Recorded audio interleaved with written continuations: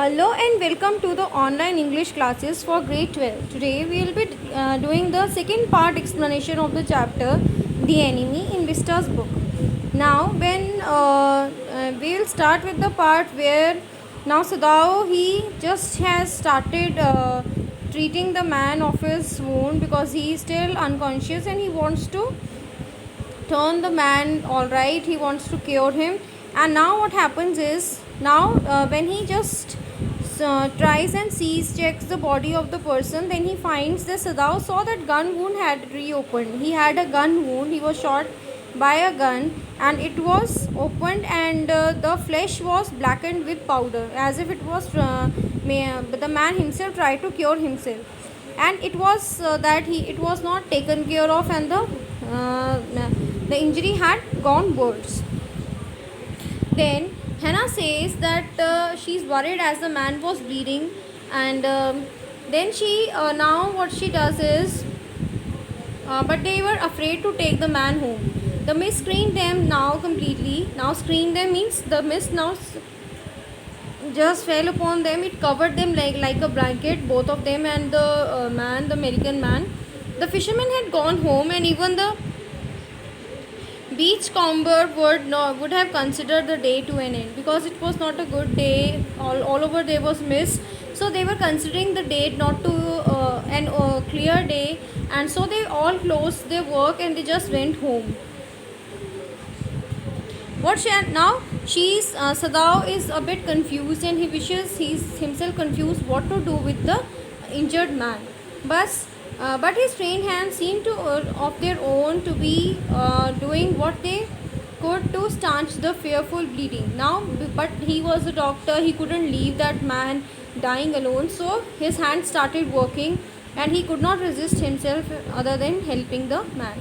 So what he does is he picks up the moss and on the beach. What he finds is, and then he that was growing across the beach, and he just covers the man's wound with the moss, sea moss. It is a kind of algae or something that grows on beach itself, and then he tries to cover it with the moss so that the bleeding could be stopped.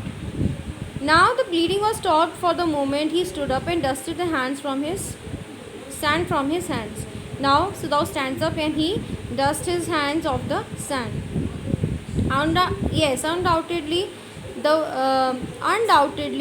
that would be the best. Hannah stays steadily, but continue to stare down the motionless man. Yes, now they are just talking about what they should do to. The best thing that we could do is put him back there in the sea, said Sadao without answering himself. So Sadao was planning to put that man back to the sea and let him die or let him go away with the water. He didn't want to take care of the man, as he doesn't wanted to be. He didn't want to find. He didn't want himself to find in any kind of danger because he's a reputed doctor, and also he had children and wife. He could not risk their lives also by helping that American man. Now here in this paragraph they are discussing their that they why couldn't they be helping the American man, because if they sheltered a white man in their house they would be arrested, and if he turned him over as a prisoner he would certainly die. So both ways they were going to suffer. Now the best thing was what they decided was they wanted to put him back into the sea and let him die or let him get away or flown away with the sea. But neither of them moved. They were staring at the curious repulsion upon the inert figure. So curious means odd and repulsion means hatred, as you can already see, and motion. So they could not do anything because rather otherwise there was hatred for the American man, yet they could not help but just ignore the man, and just didn't wanted to just wanted to give up with that man, that motionless body that was lying there. They were really confused. There is something about him that looks American. Sadao. He took up the battered cap. Yes, they're almost gone with the faint lettering, a sailor. He said from the American warship. He spelled it out, US Navy. The man was a prisoner of war. So he was captured the Japanese army had captured him because he was a US army sailor, and he was captured there by the Japanese army. He escaped. Hannah cried softly, and that's why he is wounded in back. Sadao agreed. Now they have discovered that the man was a prisoner of war, and he had tried to escape, and that's why he had been shot. They hesitated long, looking at each other. Then Hannah said with resolution, "Come, we are able to put him back into the sea." Now, either though they were hesitating, though they were reluctant to help that man, but yet they just resolute. They had made a resolution. They had made a resolution with themselves. The decision was final that they were going to put that man back into the sea to let himself on his own.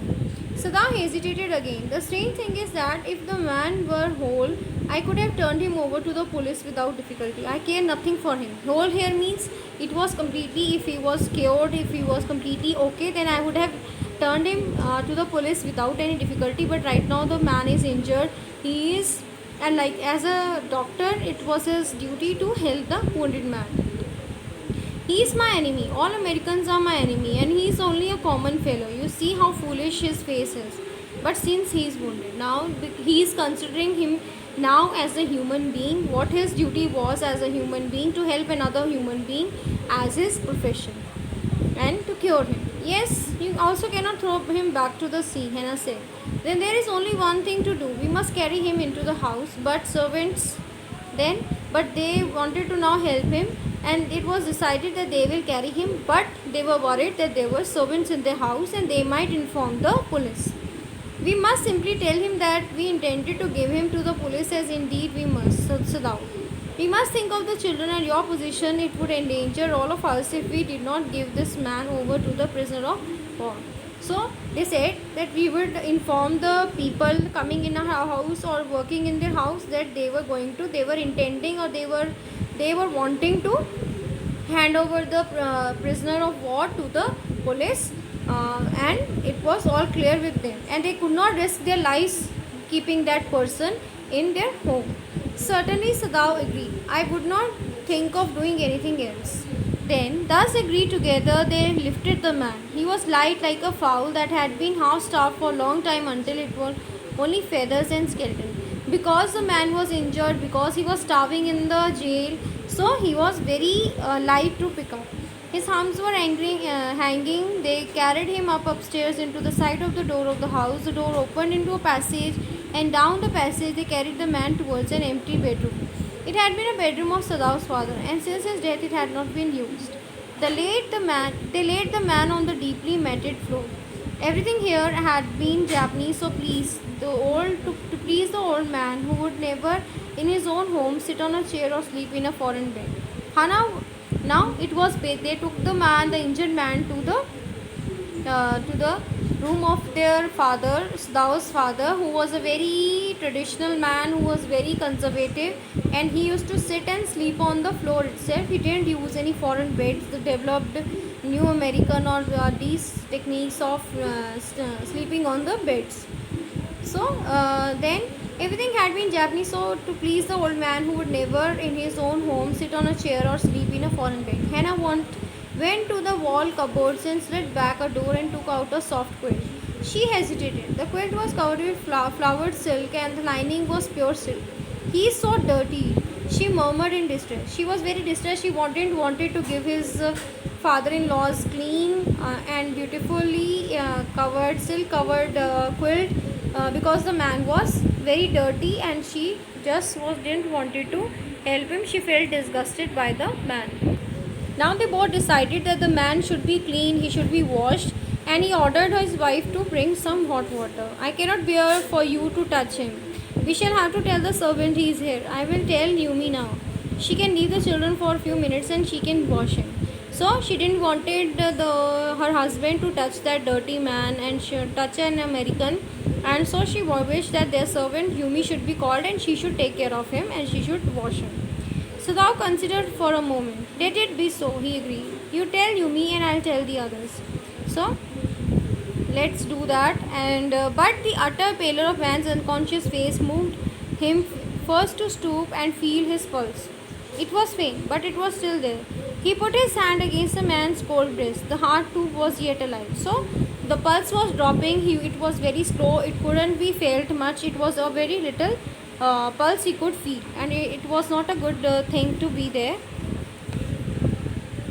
He will die unless he is operated on. So thou said, considering the question is whether he will not die anyway.